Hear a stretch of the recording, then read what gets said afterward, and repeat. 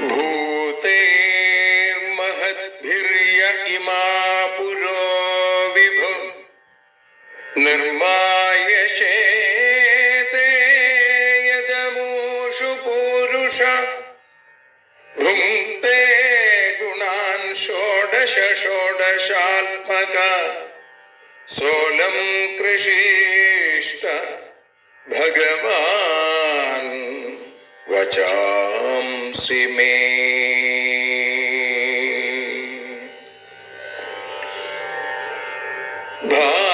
ഭാഗവതത്തെ അറിയാൻ ഈ ഭാഗവതത്തിൽ അലിയാൻ, ഭാഗവതത്തെ അറിയാൻ ശ്രീമദ് ഭാഗവതത്തിൽ അലിയാൻ. ലക്ഷ്യമതും മാത്രം ഹരിയിൽ ഭക്തിയുണർത്തും സംഗീതം, ഹരിനാമലഹരി സൗഭാഗ്യം. ഭാഗവതത്തെ അറിയാൻ ഭാഗവതത്തിൽ അലിയാൻ.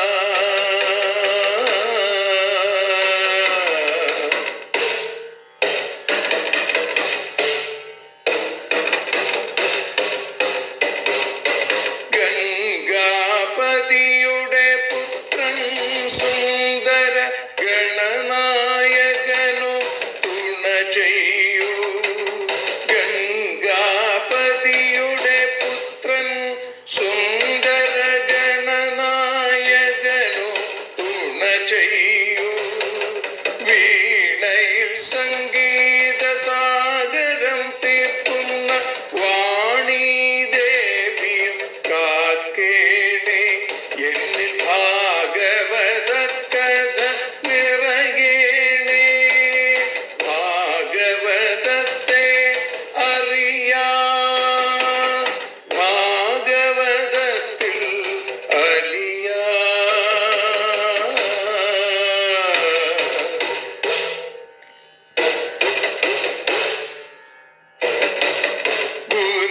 ഗുരുവായൂരിൽ നിത്യം നിറയുക ഗുരുവായൂരിലെ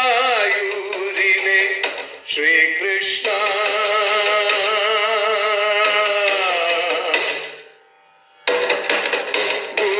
ഗുരുവായൂരിൽ നിത്യം നിറയുക ഗുരുവായൂരിലെ ശ്രീകൃഷ്ണ.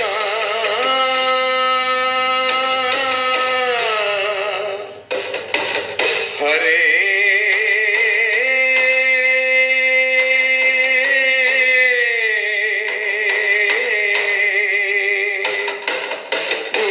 ഗുരുവായൂരിൽ നിത്യം നിറയുക ഗുരുവായൂരിലെ ശ്രീകൃഷ്ണ. കണ്ഠം തന്നിൽ ഗാനം നിറയാൻ കണ്ണാ നീ താൻ തുണയേകു. എന്നിൽ ഭാഗവത കഥ നിറയേണേ.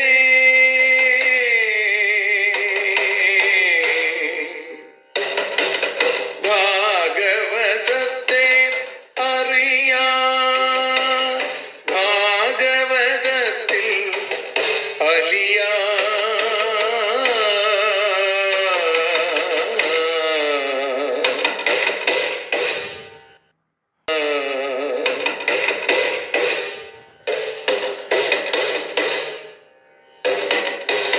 ആദ്യത്തെ ഗുരുവായൂരന്റെ അച്ഛനുപാദ നമസ്കാരം. ആദ്യത്തെ ഗുരുവായൂരനുടെ അച്ഛനുപാദ നമസ്കാരം. അമ്മിഞ്ഞപ്പാൽ മധുരം നൽകിയ അമ്മേ നീ വരമേകേണേ. എന്നിൽ ഭാഗവത കഥ നിറയേണേ.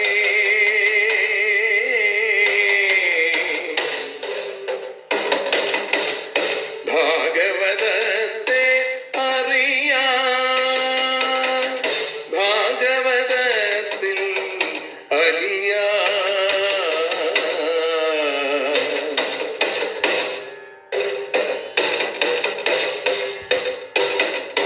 ശ്രീഹരി തന്നുടെ കഥകൾ നിറയും ശ്രീമദ് ഭാഗവത സ്മൃതിയിൽ. ശ്രീഹരി തന്നുടെ കഥകൾ നിറയും ശ്രീമദ് ഭാഗവത സ്മൃതിയിൽ. ശ്രീകൃഷ്ണാനിൻ കീർത്തനമലരുകൾ ശ്രീപാദത്തിൽ അർച്ചിക്കാം. എന്നിൽ ഭാഗവത കഥ നിറയണേ.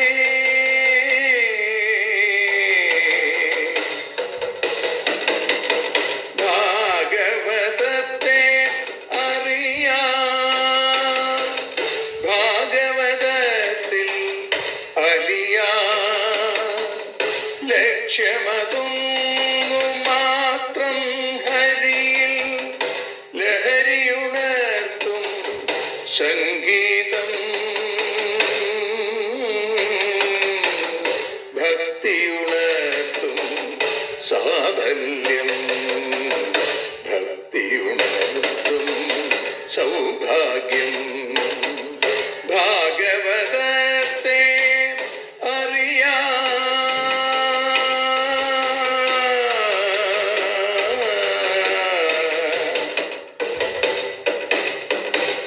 ഭാഗവതത്തിൽ അലിയാം.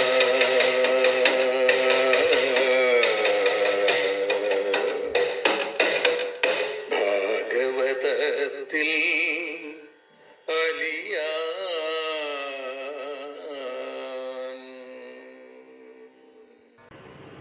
കാവ്യകൗസ്തുഭം ഓട്ടൂർ ഉണ്ണി നമ്പൂതിരിപ്പാടിൻ്റെ ശ്യാമസുന്ദരൻ എന്ന കവിതാസമാഹാരത്തിലെ അമ്മേ തൊഴാം പരമഗുരുവന്ദനമായിട്ടുള്ള ചില ശ്ലോകങ്ങളാണ് ഇന്ന് ചൊല്ലി സമർപ്പിക്കുന്നത്.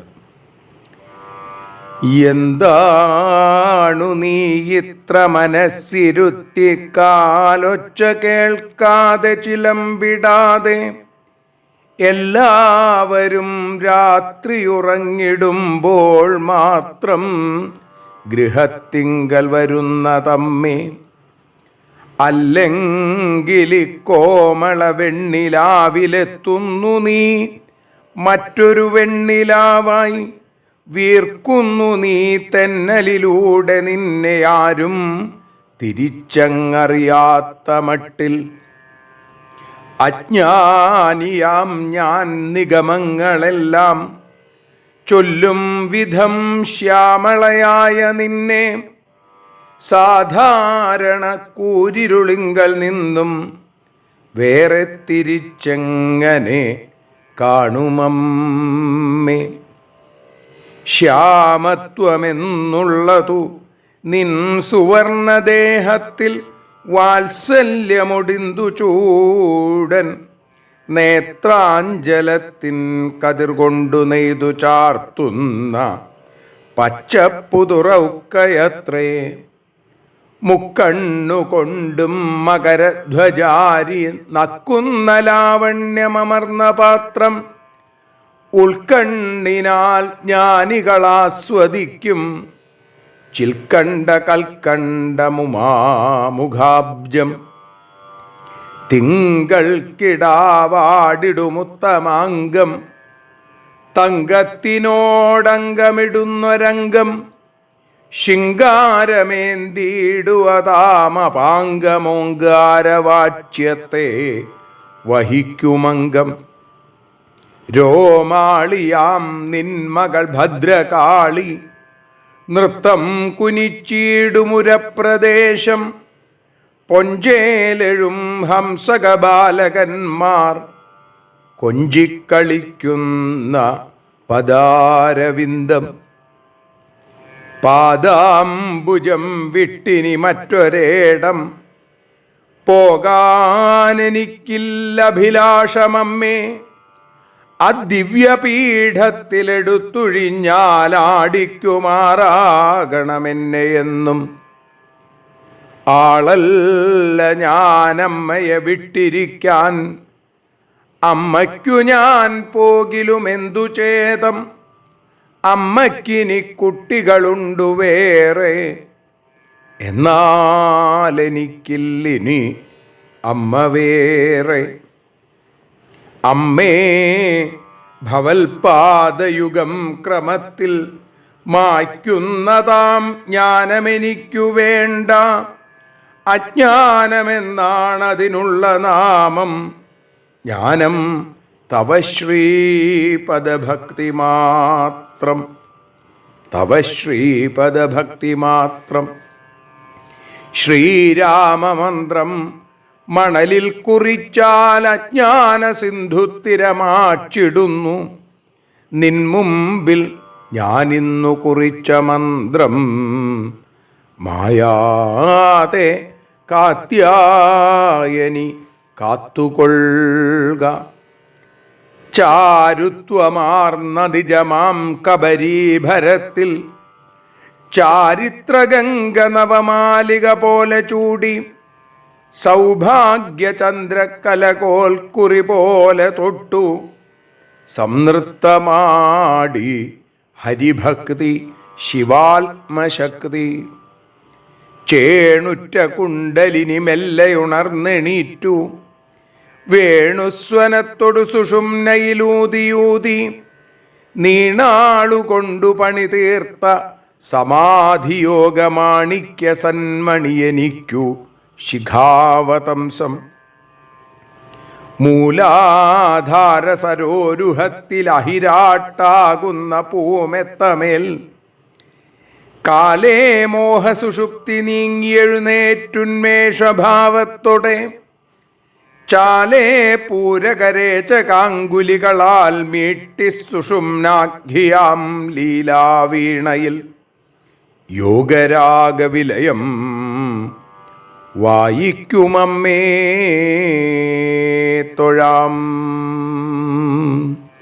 ശ്രീ ജഗദംബികായൈ നമഃ. സർവത്ര ഗോവിന്ദനാമ സങ്കീർത്തനം, ഗോവിന്ദ ഗോവിന്ദ. ശ്രീകൃഷ്ണൻ തൻ്റെ ഹാസം നിറയുമനുപമ സുന്ദര ചുണ്ടിലെന്നും രാഗത്തിൻ തേൻ ചുരത്തും മധുരമുരളിയെ ഞാനിതാ കൈതൊഴുന്നേൻ. സൗകര്യം കിട്ടുമെങ്കിൽ ഭവതി മുരളികയൊന്നു നീ ചൊല്ലിടേണം. ഞാനാകുന്നോരി ജന്മ പശുവിനുടെ കഥ നന്ദജൻ തൻ്റെ കാതിൽ. ഓട്ടക്കണ്ണിട്ടു നോക്കും പശുപതരുണി തൻ വീട്ടിലന്തിക്കു പാത്രം പൊട്ടിച്ചും, കൂരിരുട്ടത്തതിമൃതചരണം കൊണ്ടു തപ്പിത്തടഞ്ഞും, കട്ടത്തൈർ വെണ്ണപാലെന്നിവ പുരുകൃപയാ കട്ടുശീലിച്ച സച്ചിൽ കട്ടയ്ക്കായി മുട്ടുകുത്താം. കരകമലയുഗം ഹന്ത മൊട്ടാക്കിടാം ഞാൻ. പൊന്നുഗുരുവായൂരപ്പൻ്റെ കൃപാകടാക്ഷങ്ങളെ കൊണ്ട് ശ്രീമദ് ഭാഗവതം അറിയാനലിയാൻ എന്ന അക്ഷരപൂജ ഇന്ന് 982 ദിവസത്തിലേക്ക് എത്തുന്നു.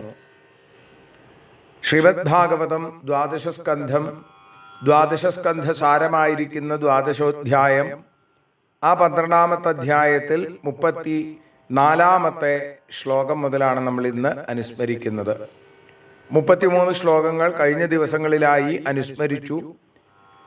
ദ്വാദശസ്കന്ധ സാരം ആയിരിക്കുന്ന ഈ അധ്യായം ഒരോർമ്മപ്പെടുത്തലാണ്. ഇതുവരെ കേട്ടതിനെ മുഴുവൻ ഒന്നുകൂടി ഓർക്കുക.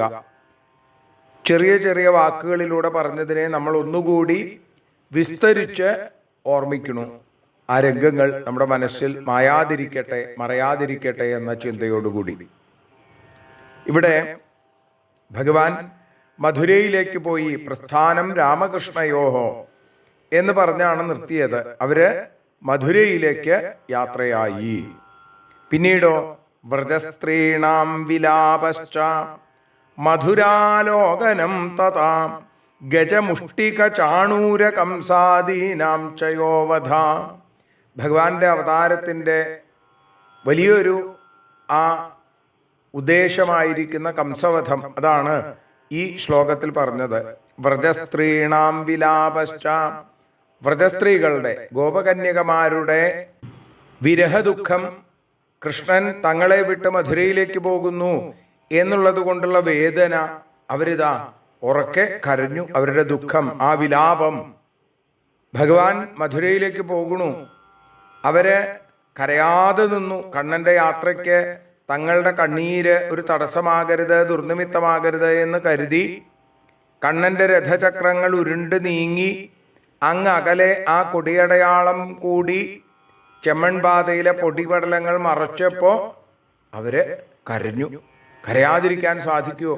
അവരുടെ ജീവൻ പറിച്ചെടുത്ത് കൊണ്ടുപോണത് പോലെയാണ് അക്രൂരൻ.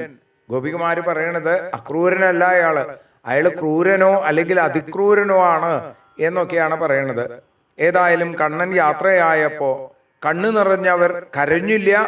കണ്ണൻ പോയി കഴിഞ്ഞപ്പോ അവരിതാ വാവിട്ട് കരഞ്ഞു എന്ന് പറയുന്നു കണ്ണനെ ഓർത്ത്. വ്രജസ്ത്രീണാം വിലാപശ്ച. പിന്നെയോ മധുരാലോകനം തഥ. അത് കഴിഞ്ഞ് ഭഗവാൻ എവിടേക്ക് എത്തിയത്? മധുരയിലേക്ക്, മധുരാപട്ടണത്തിലേക്ക് ഭഗവാൻ ഏട്ടനായ രാമനോടും അക്രൂരനോടും കൂടി ചെന്നു. അക്രൂരൻ തൻ്റെ ഗൃഹത്തിലേക്ക് ഭഗവാനെ ക്ഷണിച്ചെങ്കിലും ഞാൻ വന്നോളാം, എൻ്റേതായിട്ടുള്ള ചില കർമ്മങ്ങൾ, ചില കടമകൾ പൂർത്തിയാക്കാനുണ്ട്, അത് കഴിഞ്ഞ് അങ്ങയുടെ ഗൃഹത്തിലേക്ക് ഞാൻ വന്നോളാം, എനിക്ക് പിതൃതുല്യനാണ് അങ്ങ് എന്നൊക്കെ പറഞ്ഞ് സമാധാനിപ്പിച്ച് അക്രൂരനെ പറഞ്ഞയച്ചു. പിന്നീട് മധുരാപട്ടണത്തിൽ ഭഗവാൻ ആടിയ ലീലകളൊക്കെ പ്രത്യേകമായിട്ടൊന്നും പറഞ്ഞില്ല. ഗജം, മുഷ്ടികൻ, ചാണൂരൻ, കംസൻ ഇവരെ നിഗ്രഹിച്ചതായിട്ടേ പറഞ്ഞുള്ളൂ. അതിന് മുന്നോടിയായിട്ട് ആ രജകനെ നിഗ്രഹിക്കുന്നത്, വെളുത്തേടനെ നിഗ്രഹിച്ച് അതിനുശേഷം പുതുവസ്ത്രങ്ങൾ ധരിച്ച് ആ പുതുവസ്ത്രങ്ങൾ ഭംഗിയായി തുന്നിക്കൊടുത്ത നെയ്ത്തുകാരന് സായുജ്യമുക്തി കൊടുത്ത് തനിക്ക് മാല നൽകിയ മാലക്കാരന് അവൻ്റെ മാല കറ്റി അവൻ്റെ മനസ്സിൽ മരതകമണിവർണ്ണ ഭക്തി ആവോളം പകർന്നു നൽകിയിട്ടാണ് ഭഗവാൻ നടന്നത്. പിന്നെ ത്രിവക്ര എന്നറിയപ്പെടുന്ന ആ കൂനിപ്പെണ്ണിനെ ഭഗവാൻ ചന്ദനം ചോദിച്ചും കൊണ്ട് അവളെ വിളിച്ചു നിർത്തി.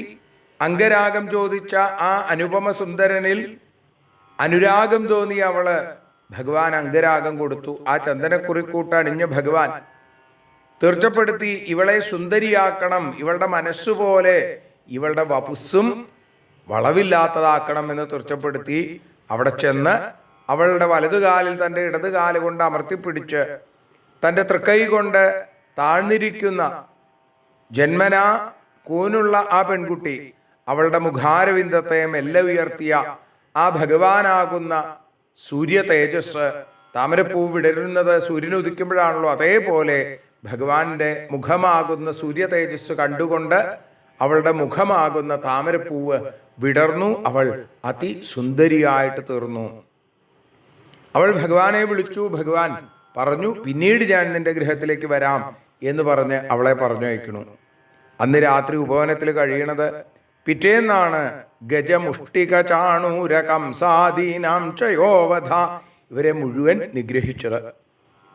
അവിടെ ആ ഗോപുരദ്വാരത്തിൽ കാവൽ പോലെ നിന്നിരുന്ന 1000 ആനയുടെ ശക്തിയുള്ള കുവലയാപീഠം എന്ന ആനയെ കളിപ്പിച്ച് അതിനെ വല്ലാതെ പരിഭ്രമിപ്പിച്ച് പ്രകോപിപ്പിച്ച് ആനക്കാരനെയും പ്രകോപിപ്പിച്ച് ആനയെ അവസാനം തൻ്റെ തൃക്കൈ കൊണ്ട് മസ്തകത്തിൽ ആഞ്ഞടിച്ച് ആനയെ നിഗ്രഹിച്ച് ആ 2 കൊമ്പും വലിച്ചൂരിയെടുത്ത് അതുകൊണ്ട് തന്നെ ആ ആനക്കാരനെ നിഗ്രഹിച്ച് ഏട്ടനോടുകൂടി ആ രക്തം വീണുകൊണ്ടിരിക്കുന്ന 2 കൊമ്പുകൾ പിടിച്ചും കൊണ്ട് ഏട്ടനും അനിയനും അവിടെ കംസനിരിക്കുന്ന ആ സഭാമധ്യത്തിലേക്ക്, യുദ്ധവേദിയിലേക്ക് അതീവ സുന്ദരന്മാരായി ബാലദ്വിരത വിക്രമവും എന്നുള്ള രീതിയിൽ കടന്നു വന്നപ്പോ മല്ലാനാമശനിർനൃണാം നരവരസ്ത്രീണാം സ്മരോ മൂർത്തിമാൻ എന്ന രീതിയിൽ ഭഗവാൻ കടന്നു വന്നപ്പോ എല്ലാവരും ആനന്ദത്തോടു കൂടി നോക്കിയിരുന്നു. പിന്നീടാണ് ആ മുഷ്ടികനെയും ചാണൂരനെയും നിഗ്രഹിച്ചത്. മുഷ്ടിക ചാണൂര, മുഷ്ടികനെയും ചാണൂരനെയും ഭഗവാൻ നിഗ്രഹിച്ചു എന്ന് മാത്രമല്ല ആ കംസനെ വട്ടുപ്പാവിലേക്ക് ഉയർന്നു പൊങ്ങി അമ്മാമനെ തട്ടി താഴെയിട്ട് അമ്മാമന്റെ ആ വിരിമാറിനെ അമ്പാടിയുടെ കളിമുറ്റം പോലെയാക്കി മാറ്റിയ ഭഗവാൻ തൻ്റെ തൃക്കൈ കൊണ്ട് കംസന്റെ ആ കണ്ഠത്തിൽ പിടിച്ച് കംസനും മോക്ഷം കൊടുത്തു എന്ന് തന്നെ പറയാം. കംസവധം എന്നാണ് പറയുന്നത്. ഗജമുഷ്ടിക ചാണൂര കംസാദീനാം ചയോ വധ, വധമാണെന്നാണ് പറയുക. പക്ഷേ ഭഗവാനെ തിരുമാറിൽ ചേർത്തു വെച്ചുകൊണ്ട് മാറത്തിരുത്തിക്കൊണ്ട് മരിക്കാൻ സാധിച്ച ആ മാതുലനോളം ഭാഗ്യം ആര് ചെയ്തിട്ടുണ്ട് എന്നാണ് ഭാഗവതം ചോദിക്കണത്. ഏതായാലും അവിടെ ആ അമ്മാമനെ നിഗ്രഹിച്ചു. ഉഗ്രസേനനെ, മാതുലന്റെ അച്ഛനായിരിക്കുന്ന ഉഗ്രസേനനെ, തന്റെ മാതാമഹനായിരിക്കുന്ന മുത്തശ്ശനായ ഉഗ്രസേനനെ മധുരയുടെ ചക്രവർത്തിയായി ഭഗവാൻ നിയമിച്ചു. ഉദ്ധവനെ മന്ത്രിയായിട്ട് സ്വീകരിച്ചു. പിന്നെയോ മൃതസ്യാനയനം സൂനോ പുനഃസാന്ദീപനേർഗുരോ മധുരായാം ദിവസത യദുചക്രസ്യൽ പ്രിയം കൃതമുദ്ധവരാമാഭ്യാം യുതേന ഹരിണാദ്വിജാം ജരാസന്ധസമാനീത സൈന്യസ്യ ബഹുശോവധ.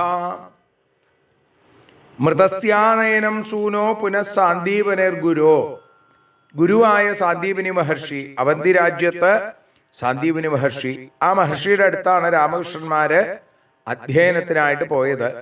അവിടെ ചെന്ന് 64 ദിവസങ്ങൾ കൊണ്ട് 64 വിദ്യകളും സ്വായത്തമാക്കി സാന്ദീപനിക്ക് മരിച്ചുപോയ പുത്രനെ തിരിച്ചു കൊടുത്തു ഭഗവാൻ.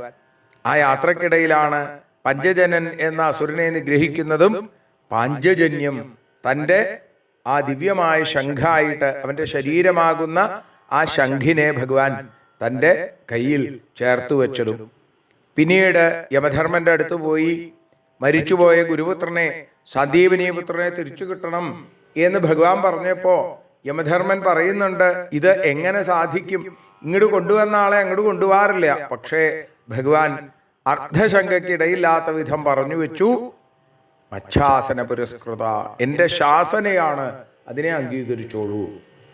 അങ്ങനെ ഉദ്ധവനോടും ബലരാമനോടും കൂടി മധുരയിലേക്ക് ഭഗവാൻ വീണ്ടും താമസം ആരംഭിക്കുമ്പോൾ അവിടെ വെച്ചാണ് ആ രീതിയിൽ ഇഷ്ടാനുവർത്തനം ചെയ്തുകൊണ്ട് യദുക്കളുടെ ഇഷ്ടത്തിനനുസരിച്ച് ജീവിക്കുന്ന ഭഗവാൻ ജരാസന്ധനെ തോൽപ്പിച്ചു. ജരാസന്ധൻ കൂട്ടിക്കൊണ്ടുവന്ന സൈന്യങ്ങളെ പലവട്ടം സംഹരിച്ചു. 23 അക്ഷൗഹിണി സൈന്യം വീതം 17 വട്ടം 391 അക്ഷൗഹിണി സൈന്യത്തെ ഭഗവാൻ ഇല്ലാതെയാക്കി. ഇതിനൊക്കെ കാരണക്കാരനാകുന്ന ജരാസന്ധനെ മാത്രം ഭഗവാൻ കൊല്ലാതെ വിട്ടു. പലപ്പോഴും ആ ഹലധാരിയായിരിക്കുന്ന ബലരാമസ്വാമി തൻ്റെ ഉലയ്ക്ക കൊണ്ട് ജരാസന്ധന്റെ തലമണ്ട അടിച്ചു പൊട്ടിക്കാൻ പുറപ്പെടുമ്പോൾ ഭഗവാൻ പറയും, ഏട്ടാ ജരാസന്ധനെ കൊല്ലണ്ട, വിട്ടോളൂ എന്ന് പറയും. അങ്ങനെ ആ ജരാസന്ധനെ മാത്രം പറഞ്ഞേക്കും. ജരാസന്ധൻ വീണ്ടും പോകും, വീണ്ടും വർദ്ധിത വീര്യത്തോടു കൂടി യുദ്ധത്തിന് വരും. അപ്പോൾ വീണ്ടും നിരവധി സൈന്യം ഉണ്ടാവും. ആ സൈന്യങ്ങളെ മുഴുവൻ ഇല്ലാതെയാക്കും.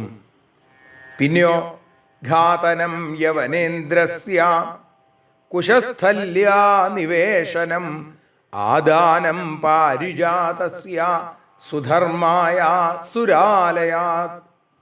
മുചുകുന്ദ മഹാരാജാവിനെ കൊണ്ട് കാലയവനനെ നിഗ്രഹിച്ചത്.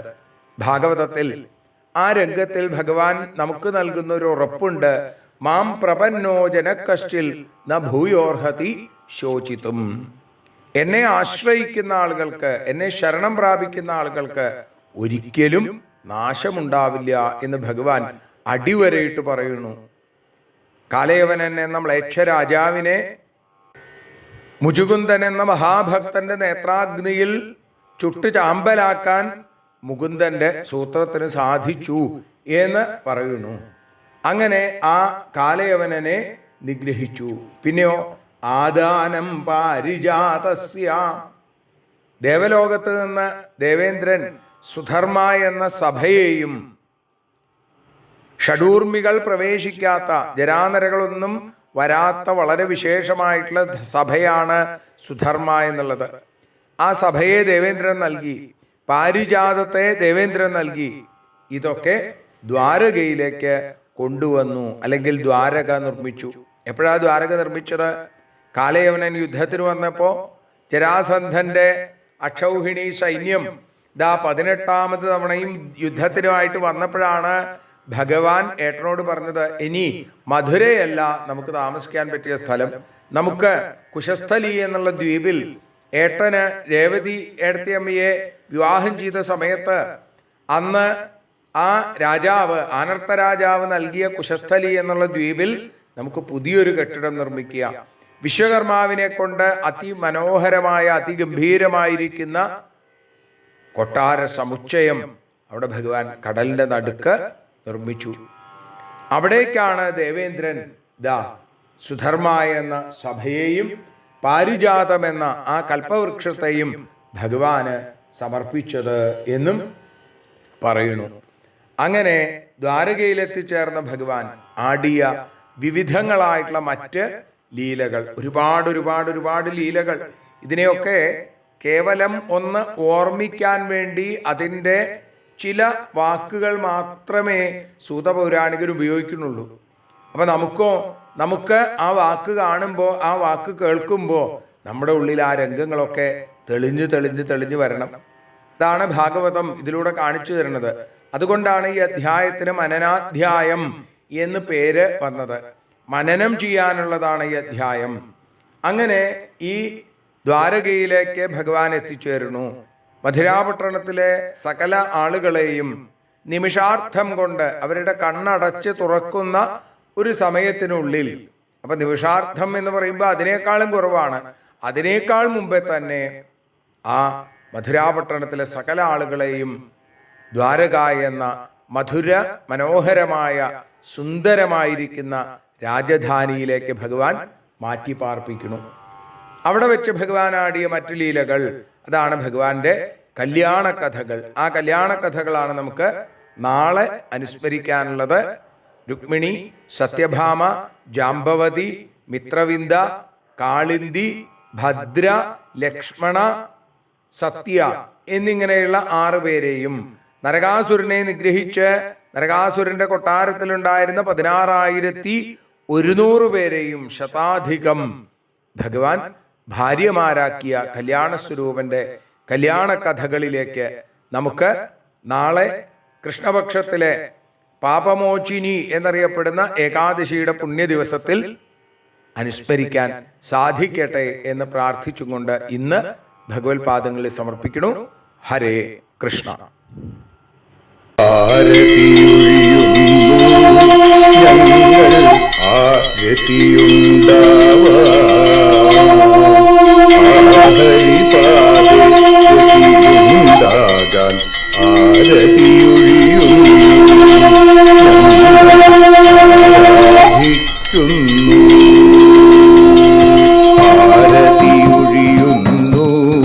ഞങ്ങൾ ആരതിയുണ്ടാവാ ആഹരിപാദേ രതിയുണ്ടാകാൻ ആരതിയൊഴിയുന്നു. ഞങ്ങൾ ആരാധിക്കുന്നു. ശ്രീമദ് ഭാഗവതം പുണ്യം പാവനമാം ഗ്രന്ഥം ശ്രീശുകമാമുനി പാടിയ ഗീതം നൽകുന്നു മുക്തി. സതതം നൽകിയിടും ഭക്തി. പാപികളെന്നാലും നിത്യം രക്ഷിക്കും ഗ്രന്ഥം പരമാനന്ദ സുധാരസമയമി ഹരിലീലാസാരം. നിത്യം വേദത്തിൻ സാരം. വൈരാഗ്യം, ജ്ഞാനം, ഭക്തി എന്നിവ നൽകിയിടും. വൈകല്യങ്ങൾ തീർത്തിടുന്നൊരു സുന്ദരമാം ഗീതം. നിത്യം നൽകും കൈവല്യം. കലിമലമഥനി പാപവിനാശിനി സതതം സേവയ ചെയ്യുന്നോർക്കോ സുഖകാരിണി ഗ്രന്ഥം. നിത്യം നൽകും സായുജ്യം. ആരതിയൊഴിയുന്നു ഞങ്ങൾ ആരതിയുണ്ടാവാൻ ആരതിയൊഴിയുന്നു ഞങ്ങൾ ആരതിയുണ്ടാവാൻ. ആഹരിപാദേ രതിയുണ്ടാകാൻ ആരതിയൊഴിയുന്നു ഞങ്ങൾ ആരാധിക്കുന്നു. ഞങ്ങൾ ആരതിയൊഴിയുന്നു കണ്ണ ആരാധിക്കുന്നു. രാധാരമണ മുകുന്ദ മുരാരെ ശരണം മേ തവ ചരണയുഗം. പവനപുരേശ രാധാ കൃഷ്ണ ശരണം മേ തവ ചരണയുഗം. മീനായി മണ്ണിൽ പിറന്നൊരു ദേവ ശരണം മേ തവ ചരണയുഗം. കച്ഛപരൂപമെടുത്തൊരു ദേവ ശരണം മേ തവ ചരണയുഗം. സൂകരഭാവമണിഞ്ഞൊരു ദേവ ശരണം മേ തവ ചരണയുഗം. നരഹരി രൂപമെടുത്തൊരു നാഥ ശരണം മേ തവ ചരണയുഗം. വാമനനായി വിളങ്ങിയ ദേവ ശരണം മേ തവ ചരണയുഗം. ഭാർഗവരാമനതായൊരു ദേവ ശരണം മേ തവ ചരണയുഗം. ദശരഥനന്ദനായൊരു ദേവ ശരണം മേ തവ ചരണയുഗം. ബലമേറുന്നൊരു രാമനാഥ ശരണം മേ തവ ചരണയുഗം. ദേവകി നന്ദന വസുദേവാത്മജ ശരണം മേ തവ ചരണയുഗം. യശോദതനയാ സുന്ദര രൂപ ശരണം മേ തവ ചരണയുഗം. ദ്വാരകവാസാരുക്മിണികാന്ത ശരണം മേ തവ ചരണയുഗം. കലികാലത്തിൽ കൽക്കിയും നീയേ ശരണം മേ തവ ചരണയുഗം. രാധാരമണ മുകുന്ദ മുരാരെ ശരണം മേ തവ ചരണയുഗം. പവനപുരേശ രാധാ കൃഷ്ണ ശരണം മേ തവ ചരണയുഗം. ചോറ്റാനിക്കര വാഴും ദേവി ശരണം മേ തവ ചരണയുഗം. സാംബ സദാശിവ ശംഭോ ശങ്കര ശരണം മേ തവ ചരണയുഗം. ഹരിഹരപുത്ര ആശ്രിതമിത്ര ശരണം മേ തവ ചരണയുഗം. സദ്ഗുരുനാഥ ഗുണപരിപൂർണ ശരണം മേ തവ ചരണയുഗം. മൂഷികവാഹന മോദകഹസ്ത ശരണം മേ തവ ചരണയുഗം. ഭക്തജനപ്രിയ ഭാഗവത പ്രിയ ശരണം മേ തവ ചരണയുഗം. രാധാരമണ മുകുന്ദ മുരാരെ ശരണം മേ തവ ചരണയുഗം. ഗുരുപവനപുരേശ രാധാകൃഷ്ണ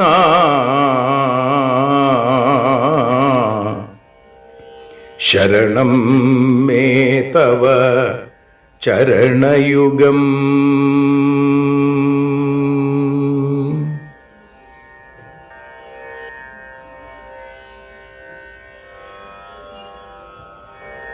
യദക്ഷരപദഭ്രഷ്ടം മാത്രാഹീനം തു യദ്ഭവേൽ തത്സർവം ക്ഷമ്യതാം ദേവ നാരായണ നമോസ്തുതേ. വിസർഗബിന്ദുമാത്രാണി പദപാദാക്ഷരാണി ച ന്യൂനാനി ചാതിരിക്താനി ക്ഷമസ്വ പുരുഷോത്തമ. മന്ത്രഹീനം ക്രിയാഹീനം ഭക്തിഹീനം ജനാർദ്ദന യൽപൂജിതം മയാ ദേവ പരിപൂർണം തദസ്തു തേ. കായേന വാചാ മനസേന്ദ്രിയേർവാ ബുദ്ധ്യാത്മനാ വാ പ്രകൃതേ സ്വഭാവാൽ കരോമി യദ്യൽ സകലം പരസ്മൈ നാരായണായേതി സമർപ്പയാമി. സ്വസ്തി പ്രജാഭ്യ പരിപാലയന്താം ന്യായേന മാർഗേണ മഹീം മഹീഷ ഗോബ്രാഹ്മണേഭ്യഃ ശുഭമസ്തു നിത്യം ലോകാഃ സമസ്താഃ സുഖിനോ ഭവന്തു ലോകാഃ സമസ്താഃ സുജനാ ഭവന്തു ലോകാഃ സമസ്താഃ ത്വൽഭക്തിരതാ ഭവന്തു സർവേ ഭവന്തു സുഖിനഃ സർവേ സന്തു നിരാമയാം സർവേ ഭദ്രാണി പശ്യന്തു മാ കശ്ചിൽ ദുഃഖഭാഗ് ഭവേൽ. അസതോ മാ സദ്ഗമയ തമസോ മാ ജ്യോതിർഗമയ മൃത്യോർമാ അമൃതം ഗമയ. ഓം ശാന്തി ശാന്തി ശാന്തി. ഹരി ഓം.